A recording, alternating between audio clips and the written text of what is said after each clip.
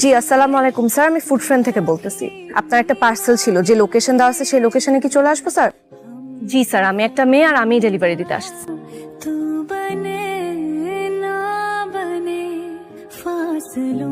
কি রে, আজকে এত দেরি করলি যে? কাজ বেশি ছিল, ওভারটাইম করছি মা। আশেপাশে মানুষজন আজে বাজে কথা বলে। শোনো মা, এই যে মানুষগুলো আজে বাজে কথা বলে তারা আমাদেরকে একবেলাও খাবার দিবে না। এরপরে কেউ কথা শোনাতে আসলে তাদেরকে বলবা তোমাদেরকে যেন 2 কেজি চাল অথবা 2 পাতা ওষুধ দিয়ে তারপরে কথা শোনায়। ভাইয়া আমার এই অর্ডারটা ছিল। অর্ডারটি রেডি হতে একটু সময় লাগবে। এক্সকিউজ মি, আপনি কি এই রেস্টুরেন্টে প্রায় আসেন?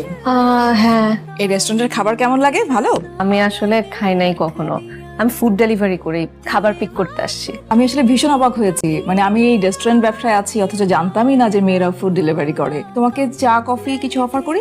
না না না, আমি কিছু খাবো না।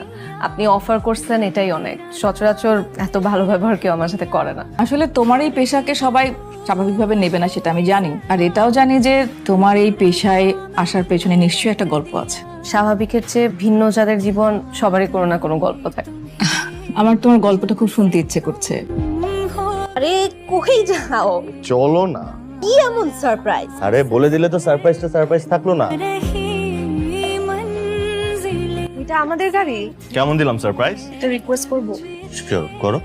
আমি না একদম সাধারণ ঘরের, এসব গাড়ি ঘোড়ায় চড়ার অভ্যাস নেই। তুমি যখন ইচ্ছা গাড়ি থেকে আমাকে নামিয়ে দিতে পারো, কিন্তু প্লিজ কখনো তোমার জীবন থেকে আমাকে নামিয়ে দিও না।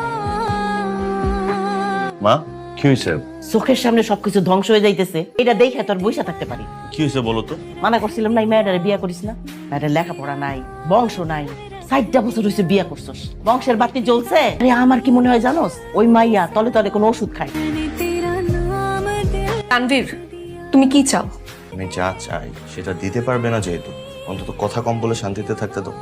বাচ্চাই তো চাইছো না, ডাক্তারের কাছে চলো। ডাক্তার তো বলছে ট্রিটমেন্ট করলে ঠিক হওয়ার চান্সেস আছে, ডাক্তারের কাছে চলো। বাচ্চার প্রয়োজন, সেটা নেওয়া যাবে। দরকার আরেকটা বিয়ে করবো। আরেকটা বিয়ে করবা মানে? প্রয়োজন বলে তাই করবো। Tanvir, are you serious? তুমি আরেকটা বিয়ে করতে চাইলে তোমার আগে আমাকে ডিভোর্স দিতে হবে। এখন তুমি চাইলে এখনই দেওয়া যাবে। আমি 1 সেকেন্ডও এই বাসায় আর থাকবো না। দরজা খোলা আছে, চলে যেতে চাইলে চলে যাও।